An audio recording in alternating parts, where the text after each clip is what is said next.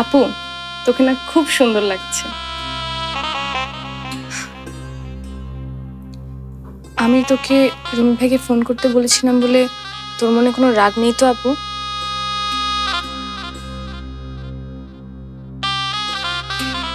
আমি তোর উপর রাগ করতে পারি?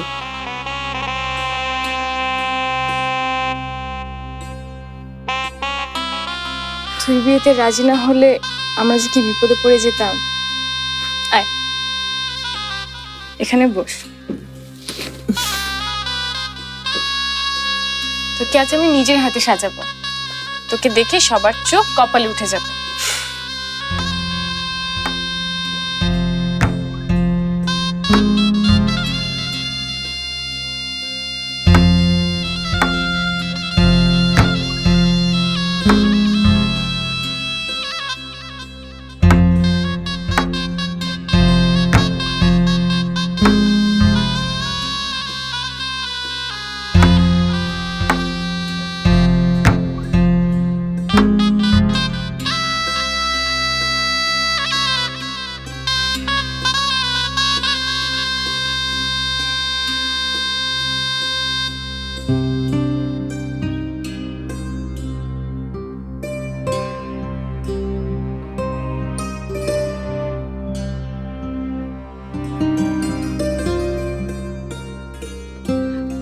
ভাইয়া,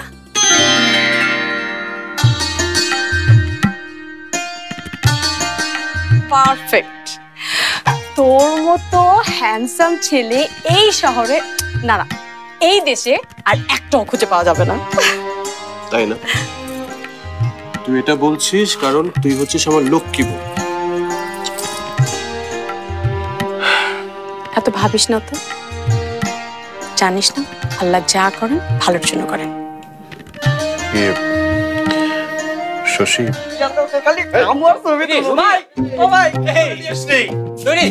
ভাই দেখেন আপনার জন্য কি নিয়ে আইছি ভাই।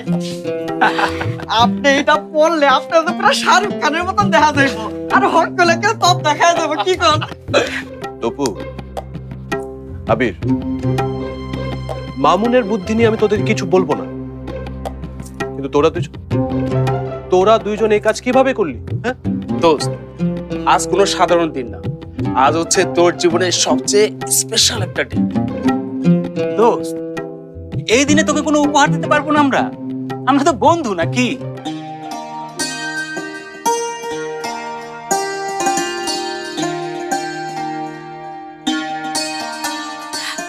বল না ভাইয়া। শশী, আমি এসব করে সংসার সাজতে পারবো না, সরি। পড়ান না ভাই।